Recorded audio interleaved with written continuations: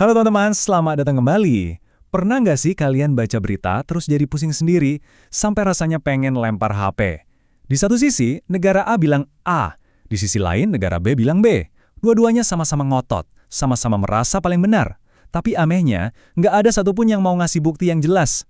Nah, baru-baru ini, kita semua disuguhi drama internasional persis kayak gitu. Jadi ada dua negara nih, Amerika Serikat dan Iran. Tiba-tiba, Amerika teriak-teriak ke seluruh dunia, "Wey, drone kalian baru aja kami tembak jatuh." Keras banget klaimnya.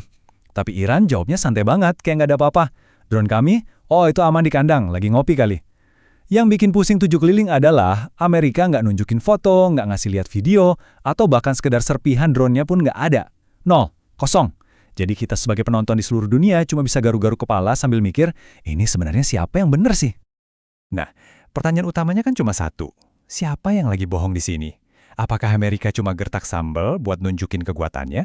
Atau jangan-jangan ini akal-akalan Iran yang lagi main cantik di panggung dunia? Ini bukan lagi sekedar berita biasa, teman-teman. Ini udah kayak nonton film thriller politik yang plotnya rumit banget. Dan hari ini, kita akan jadi detektif bareng-bareng. Kita akan coba bedah misteri ini lapis demi lapis untuk cari tahu apa sih yang sebenarnya terjadi di balik semua drama ini. Jadi, ceritanya begini. Di satu kubu, ada Amerika Serikat yang bilang, drone Iran ini terbang terlalu dekat, membahayakan kapal perang kami, jadi ya kami lumpuhkan. Terdengar tegas dan defensif kan? Sebuah tindakan yang wajar untuk melindungi aset negara. Tapi di kubu seberang, Iran bilang, loh, drone kami semuanya aman sentosa kok, udah pulang ke pangkalan setelah patroli biasa. Lihat kan, dua cerita yang 180 derajat berbeda. Sama sekali nggak ada titik temunya. Satu bilang tembak, satunya bilang aman. Dari sinilah semua drama dan kebingungan global ini dimulai. Oke, kita masuk babak pertama, klaim versus klaim. Untuk ngerti kasus kayak gini, kita nggak bisa cuma dengerin omongan mereka aja. Seringkali kuncinya justru ada pada apa yang tidak mereka katakan, dan yang paling penting di urutan kejadiannya. Dan inilah yang bikin kasus ini anehnya kebangetan. Sama sekali nggak ada bukti. Coba dibayangin teman-teman. Di zaman sekarang kita beli kopi aja di foto buat Instagram story, kita lihat kucing lucu di jalan aja langsung rekam. Masa iya negara sekelas Amerika dengan teknologi militernya yang katanya paling canggih di planet ini nembak jatuh drone musuh tapi nggak punya satupun foto atau video sebagai bukti? Nggak ada rekaman dari kapal, nggak ada gambar serpihannya di laut. Kosong melombong. Aneh banget kan? Justru karena nggak ada bukti inilah, insiden ini langsung berubah. Ini bukan lagi soal militer, tapi jadi perang urat saraf. Karena bukti fisiknya nggak ada, satu-satunya cara kita bisa mengurai benang kusut ini adalah dengan mundur sejenak dan melihat rangkaian peristiwanya. Dalam drama politik tingkat tinggi, timing itu segalanya. Siapa yang bertindak duluan, itu kuncinya. Nah, ini dia plot twist-nya teman-teman. Ternyata yang mulai main duluan itu bukan Amerika, tapi Iran. Jadi sebelum ada berita soal tembak-tembakan, Iran sengaja merilis sebuah video ke publik. Dan ini bukan video biasa, ini adalah rekaman dari sudut pandang drone mereka yang dengan jelas nunjukin kapal-kapal perang Amerika dari atas. Seolah-olah mereka lagi bilang, "Halo Amerika, kami di sini loh, lagi ngawasin kalian." Baru deh setelah video ini ramai dibicarakan di seluruh dunia, Amerika keluar dengan klaimnya, drone itu kami tembak." Dan Iran tinggal balas dengan santai, "Nggak tuh, aman kok." Urutan ini penting banget, karena ini menunjukkan siapa yang memulai permainan psikologis ini. Coba deh, kita berhenti sejenak dan bayangin jadi kru di kapal perang Amerika itu. Kalian ada di atas kapal paling canggih sedunia, senjatanya lengkap, radarnya canggih, merasa aman dan berkuasa di tengah lautan. Tiba-tiba, besoknya kalian lihat di berita, ada video dari drone musuh yang ternyata selama ini ngintipin kalian dari atas. Seluruh dunia bisa lihat. Ngeri nggak?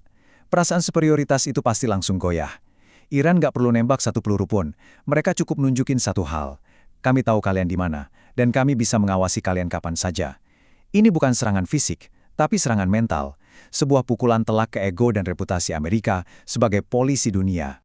Iran datang bawa video, sebuah bukti nyata yang bisa dilihat oleh semua orang. Balasan dari Amerika apa? Cuma omongan, tanpa bukti, nol besar. Kontras banget kan? Satu pihak bawa kartu as berupa video, pihak satunya lagi cuma modal katanya. Tentu, banyak yang percaya sama Amerika karena reputasinya.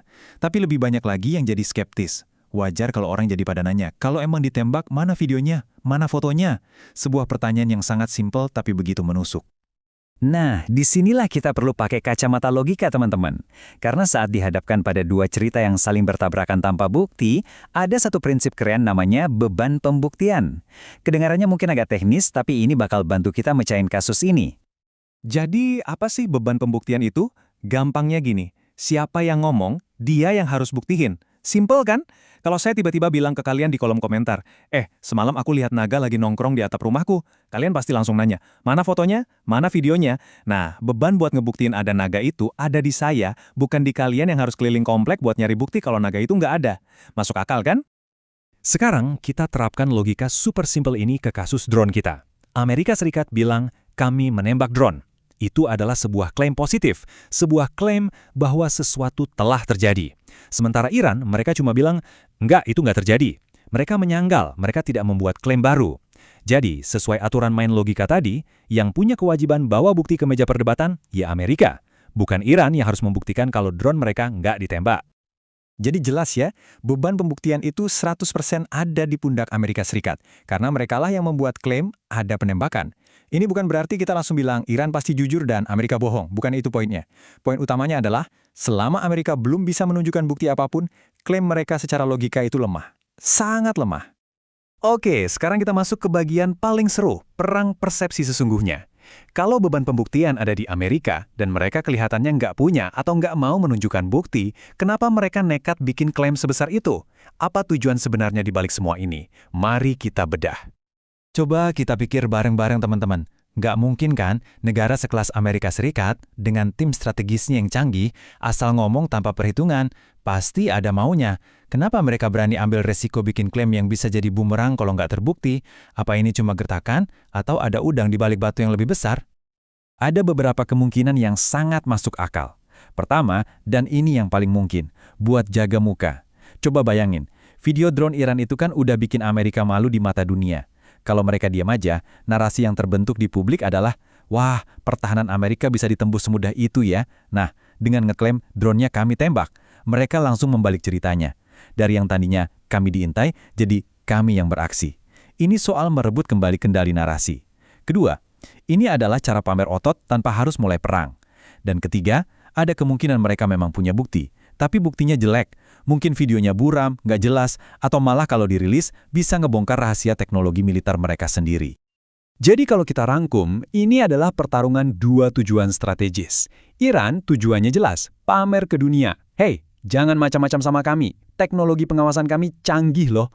Ini semacam pesan biar negara lain segan. Sementara Amerika Serikat tujuannya adalah membalas pesan itu secepat mungkin untuk menjaga wibawa. Mereka harus kelihatan tetap dominan dan memegang kendali, bahkan jika senjata yang mereka gunakan kali ini cuma kata-kata. Jadi pada akhirnya kita harus sadar teman-teman, pertempuran yang sebenarnya itu bukan pakai rudal atau senapan mesin di lautan. Pertempurannya terjadi di sini, di kepala kita, di timeline media sosial kita, di judul-judul berita yang kita baca setiap hari. Ini adalah adu mekanik narasi. Yang dipertaruhkan bukanlah sebuah drone seharga beberapa juta dolar, tapi siapa yang ceritanya paling dipercaya oleh dunia, siapa yang dianggap lebih kuat, lebih kredibel. Itulah medan perang yang sesungguhnya. Dan inilah hadiah utamanya. Bukan soal bangkai drone di dasar laut, tapi soal sesuatu yang nggak kelihatan, tapi jauh lebih berharga, kredibilitas dan kekuasaan atas narasi. Siapa yang berhasil menang dalam pengadilan opini publik ini? Siapa yang berhasil keluar dari insiden ini dengan citra yang lebih baik? Itulah piala yang sesungguhnya sedang mereka perebutkan. Dan mungkin, teman-teman, semua kebingungan ini, semua area abu-abu di mana kita nggak tahu siapa yang benar dan siapa yang salah, itu disengaja. Dalam politik tingkat tinggi yang tegang, kadang membiarkan sesuatu jadi abu-abu adalah strategi terbaik. Ini seperti dua orang yang saling senggol di jalan sempit. Mereka saling tes nyali, saling gertak, tapi nggak ada yang mau mulai baku hantam beneran. Ini adalah cara mereka unjuk kekuatan tanpa harus menekan tombol perang yang akibatnya bisa mengerikan. Jadi, apa kesimpulan kita dari semua ini? Dalam kasus seperti ini, justru ketiadaan bukti itu sendiri adalah bukti yang paling kuat. Diamnya Amerika, tidak adanya foto atau video yang mereka rilis, itu berbicara sama kerasnya dengan klaim verbal yang mereka teriakan. Ya, diamnya bukti berbicara sama kerasnya dengan klaim yang dilontarkan. Ini memberitahu kita satu hal, cerita di baliknya jauh lebih rumit dari sekedar tembak-menembak, dan ada alasan strategis yang sangat besar kenapa bukti itu tidak pernah kita lihat. Jadi apa pelajaran buat kita semua dari drama ini? Lain kali kalian baca berita heboh, sebuah klaim besar yang menggemparkan, tapi nggak disertai bukti apapun, jangan buru-buru ambil kesimpulan. Coba mundur selangkah dan tanyakan dua hal simpel ini pada diri sendiri. Pertama, siapa yang paling diuntungkan kalau cerita ini dipercaya oleh banyak orang? Dan kedua, kenapa buktinya disembunyikan? Karena di era perang informasi seperti sekarang, menjadi skeptis yang cerdas adalah senjata terbaik kita untuk tidak mudah dipermainkan. Terima kasih sudah nonton sampai akhir teman-teman, kita ketemu lagi di pembahasan berikutnya.